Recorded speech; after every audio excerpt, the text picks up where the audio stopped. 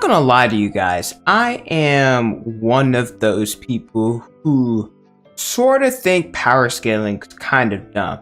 The reason for that is I think a lot of people don't understand it. They don't incorporate the math or physics behind any of it, and they twist different words to fit their own agenda. But that's a story for another day.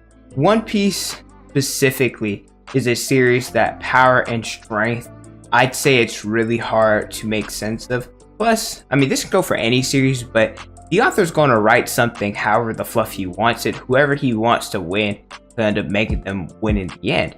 And so people, they don't necessarily, they try to rationalize that. And I don't understand why, because, well, it's not their story. But today, I want to talk about strength in One Piece and clear up different misconceptions that I've seen the One Piece community have. But if you guys enjoy regular anime content, make sure you guys like the video, subscribe to the channel, hit the notification bell so you guys never miss out on a new video. With that away, my name is Potential Unleashed, and let's talk about the misconceptions about strength in One Piece. There are some titles that some characters have. I'm not referring to the different epithets. I'm specifically talking about titles that they have. For example, Whitebeard, he was considered to be the world's strongest man. I've seen some people talk about Roger or Shiki, like, yeah, they are the strongest. Roger, especially because he was the Pirate King, but he doesn't have the title of the strongest like Whitebeard did. And I'm not referring to Whitebeard when he was like in his 70s or 80s or Marine Corps. I'm talking about prime Whitebeard. And people are saying, talking about Roger, all this. Well, just because you're the Pirate King, it means that, hey, you got the One Piece, you achieved everything that you wanted. Their goals were different. You don't have to be the strongest to become the Pirate King. And I think that has been displayed in chapter 1082, talking about Buggy, in reference to, hey, we just have to get the One Piece. We don't necessarily have to fight everybody. Mihawk, he's considered the world's strongest swordsman, meaning that there are no other swordsman that is stronger than him. He is the strongest. Kaido, he is considered the strongest creature. The definition of a creature is an animal or a human. So there is no other creature that is stronger than him. And I do think that there's the term, I guess, later in the future that you can be surpassed. Somebody can surpass him for the world's strongest swordsman. That is what Zoro's doing. And Whitebeard will be surpassed as the world's strongest. I think that'll happen eventually in the future. And a lot of people are saying that, oh, these are just titles. There's some exaggeration or hyperbole along those lines. But how can it be exaggeration when other characters have gone against, well, Kaido, against Mihawk, against Whitebeard? Because they've experienced their strength firsthand. So how can they exaggerate upon that? And like I said, Whitebeard and Kaido, they can have some exceptions because Whitebeard was old and Marineford and was defeated then. And then Kaido, he got jumped during the whole Onigashima raid. I also want to talk about characters with hidden strength.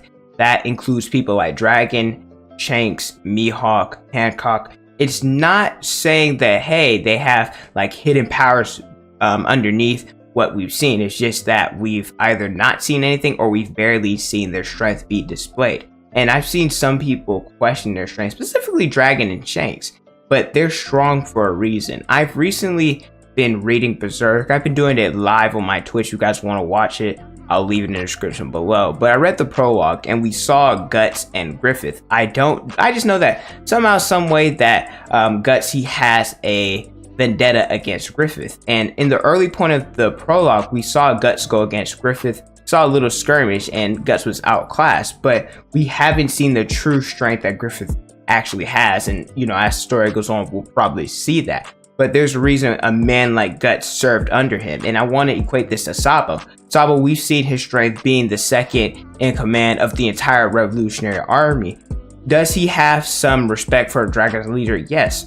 But at the same time, your leader, you're expecting him to be at least your strength or stronger than you if you're going to have your life in somebody else's hands or follow somebody like that. So Dragon definitely has the strength that him having the title of the world's most heinous criminal, somebody of that nature has to be strong. There's also a common misconception that Haki negates a Devil Fruit's ability. And I think a lot of people kind of get this from chapter 1009, where Law stated that he couldn't move Big Mom and Kaido down because their Haki was too strong. And I say this, but you look at Zoro, look at Luffy, he's able to move them around.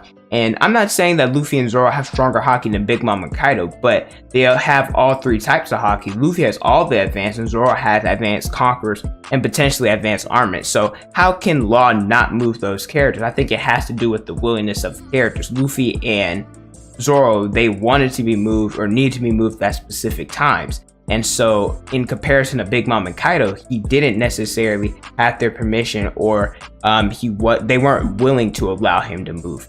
In chapter 597, we got explanation about Haki, and in this situation, I want to specifically talk about armament. Rayleigh, he attacked Luffy and he felt the pain even though he was rubber. And I'm going to specifically read what Rayleigh said to him. Rayleigh said, other than attacking their weak points, the color of arms Haki is the only countermeasure effective against Devil Fruit users.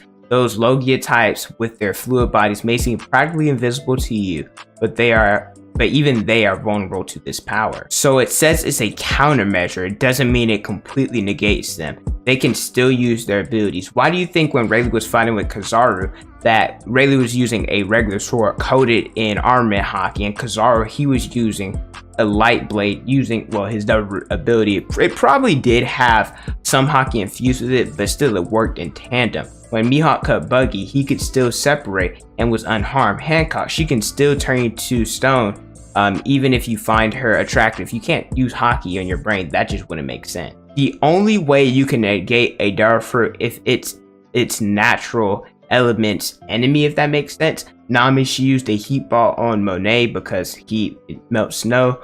Luffy used water on Crocodile because the sand that's dry makes it wet, turns it into mud, and his Devil Fruit isn't mud, it's sand. And then Enel, he got counteracted by Luffy because he was rubber. It gives you a fighting chance against the Devil Fruit. Haki does not negate the overall effect. Now, I will say, I do rather someone who has strong Haki over a strong Devil Fruit, because Kaido said it best, Haki transcends all. Look at Roger, look at Mihawk, Oden, and Shanks. They've been successful in the New World having strong Haki and not having a Devil Fruit. There's a term that I cannot stand, even if people are really meaning it or joking. It's called a Haki man. People associate this term with primarily Shanks. I have seen it now with Garp because of stuff he's done in the recent chapter. But Haki is a technique that boosts a pre-existing fighting style. I believe some people mistakenly say Haki is a fighting style when it's not. Fighting styles are methods that people use to fight. Think about Super Smash Bros. There's a brawler, there's a swordsman, there's a gunner. A brawler would be someone who uses stuff like jujitsu, like karate, like street fighting. And there's even more like specific types about it. Like, let's say like in the UFC, there's people who focus on grappling, people who focus more on the ground game. But I'm not going to get into that. That's the story for another day. A swordsman, people who primarily use daggers, use spears. In Zoro's case, there's the three sword style. A gunner, there's someone who uses pistols, uses a sniper, etc. So Haki, it works in tandem with a pre-existing fighting style. For example, someone who is physically strong and physically fast,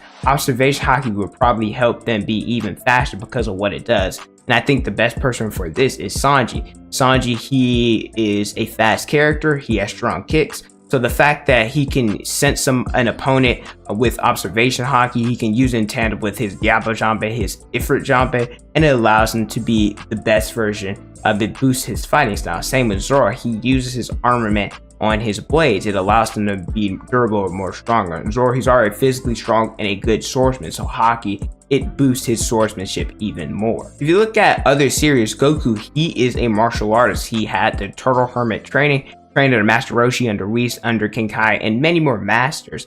He uses Ki to assist him in his different fights, the Kamehameha, the Spirit Bomb, and there's other just random Ki attack. But he's not a Ki specialist, he's a martial artist. And the same could be said for Naruto. He's a ninja who fights with ninjutsu and taijutsu.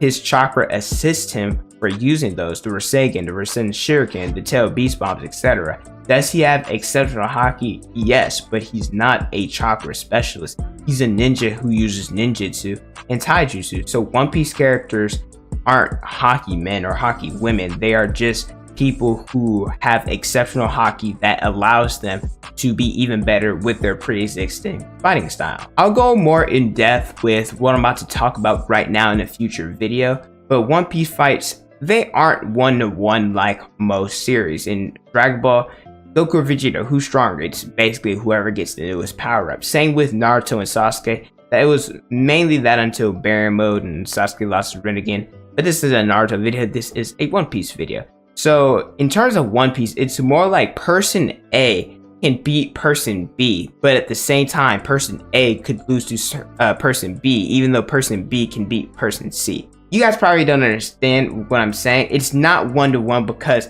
Haki and Devil Fruits can be countered and the matchups can get a little bit tricky. I think a really good example of this would be Kid, Shanks, and Zoro.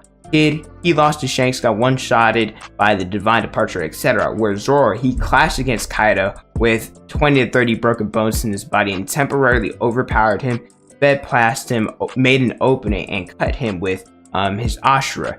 Now, whoever you think is stronger between Kid and Zoro, I don't really care.